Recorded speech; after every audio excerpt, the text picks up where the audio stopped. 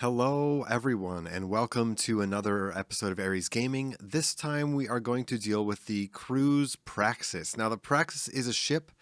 I wanted to cover this a bit because newer players are coming into the game.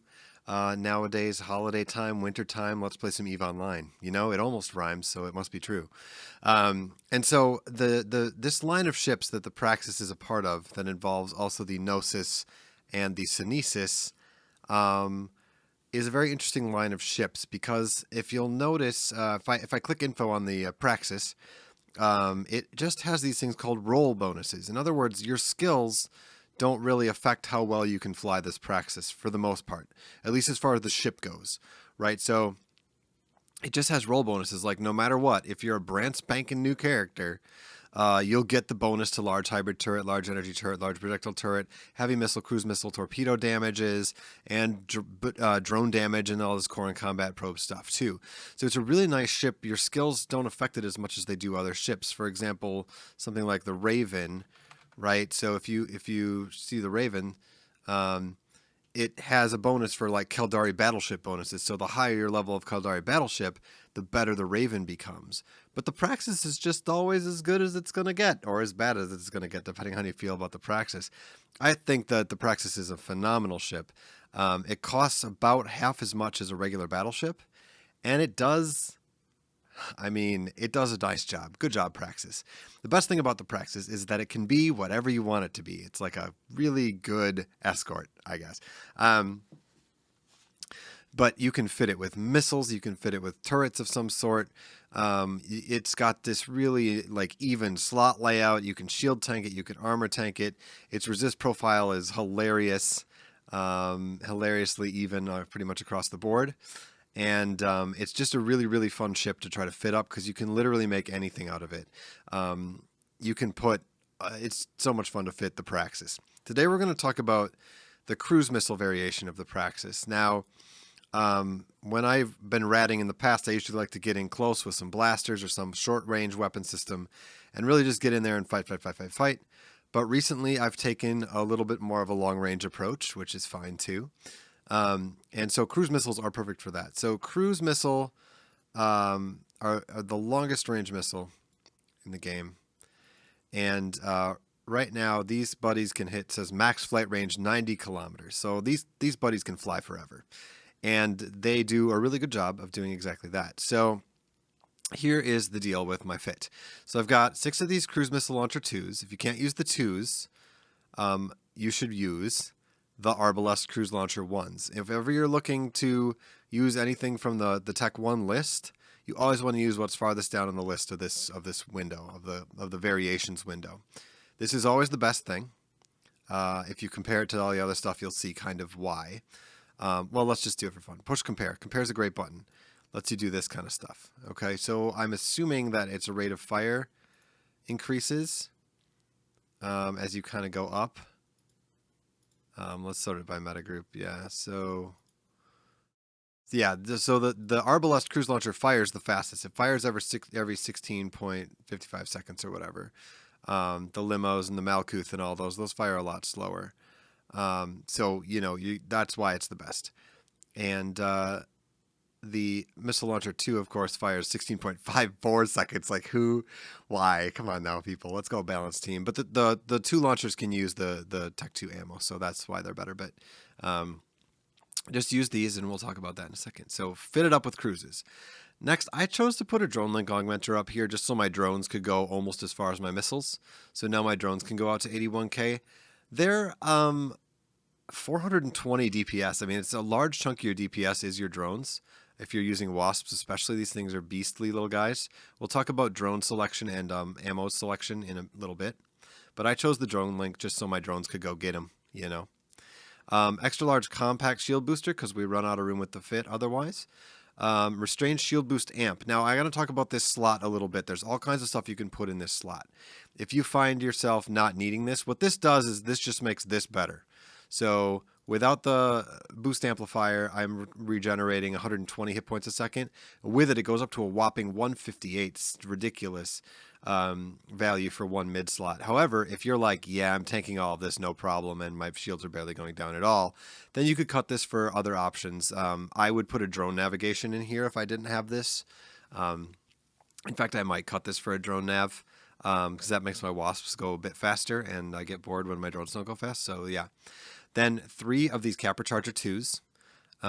This is to keep us stable. Now, I have videos on cap stability that you should watch because I have a lot of feelings about cap stability, probably too many feelings. But in the case of this fit and for what it's used for, I like it to be cap stable. I want to turn my shield hardeners on. I want to turn my repper on, and I don't even want to think about them anymore. I want to think about keeping my distance, firing on the right targets, doing things in the right order, and that kind of stuff. So while it doesn't need to be cap stable necessarily, getting this fit close to cap stable or over cap stable is pretty good. It feels good. I don't know what to tell you. It feels good. Just do it. So these are GIST B-type kinetic shield hardener and thermal shield hardener. Now, you will change these out for whatever hardeners you need for whatever rats you're killing. I mostly kill Serpentis rats, and they deal mostly thermal and kinetic. So that's why I have that. But you can fit these two, be whatever you want for whatever you're ratting. The same thing goes with drone selection. I'm using the Caldari drones because they deal kinetic damage, and that's the weakness of the Serpentis ships that I'm blowing up. And I'm also using Scourge Fury cruise missiles because Scourge deals kinetic, and that's the kind of things I'm fighting. Okay, so these are decisions, like you won't be able to copy paste this fit depending on your needs. You'll have to tweak these shield spots and the types of missiles and the types of drones that you want in here. I put a signal lamp 2 on. So this seems a little silly at first. What this does is it beefs up everything basically in this targeting. Watch when I click it on. Kablammerth, my gravimatic sensor strength goes up, which is sort of like your defense to some types of... I want to call it crowd control, but that's not what this game is. EWAR, sorry.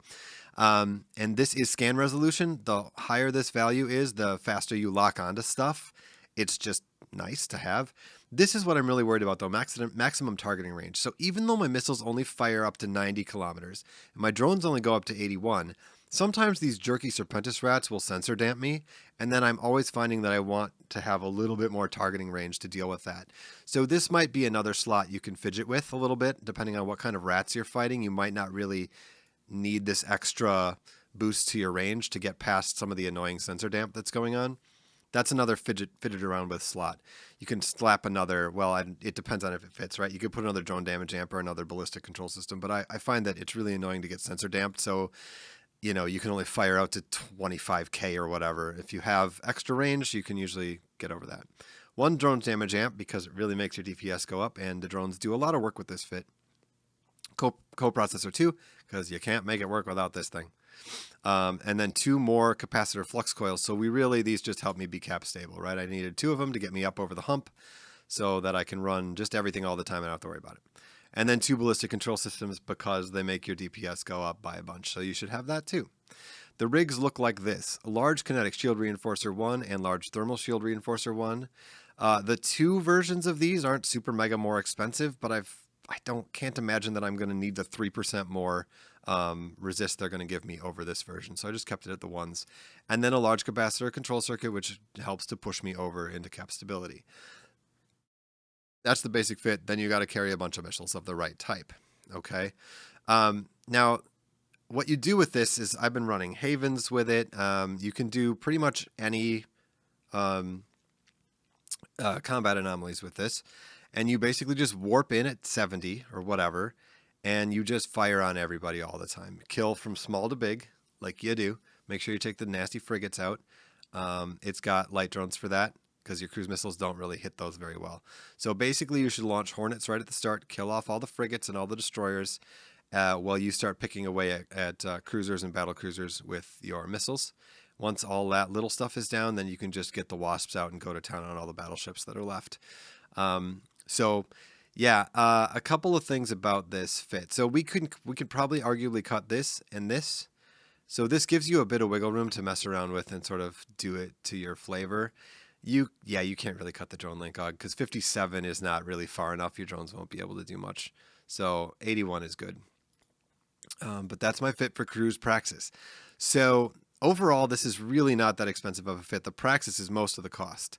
And the good thing about that is that if, yes, there are faster ships to be doing this stuff in, but the risk to reward is just never enough for me to bring my Marauder out, especially a couple jumps from my where I feel safe, to do these kind of sites. And you can do them in a really cheap Praxis. So instead of losing 1.2 billion, because Marauders are pretty unsafe to have in space, even though they're amazing. The firepower of a Marauder is stupid. It's definitely worth a billion ISK.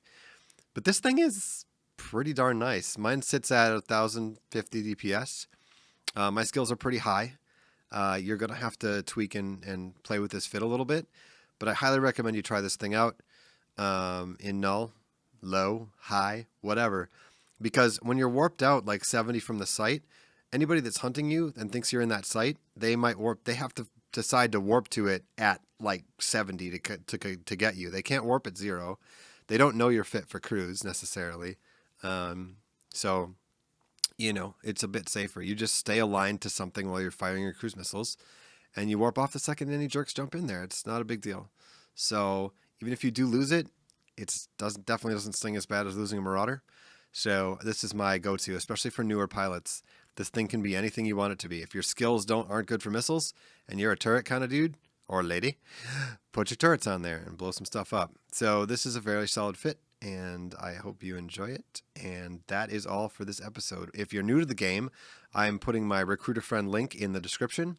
The link to this fit will also be in the description, so you can copy and paste it into, like, here you can say import from clipboard. If you copy it, you can click this little, well, they call it a burger menu, but it doesn't really look like any burger I ever ate. And you can say import from clipboard, and that'll get you, this fit will load up, and you can see if it works. If your CPU is flashing like crazy, then it ain't working. You got to cut some stuff, or, you know, figure out ways to make it happen. But something close to this fit, and you will be flying a really nice, very deadly boat that I once pointed out on Reddit looks an awful lot like Jar Jar Binks from the right angle. But anyway, I'll see you next time on Aries Gaming, where we will talk about the Executor Navy issue. All right, see you later. Thanks.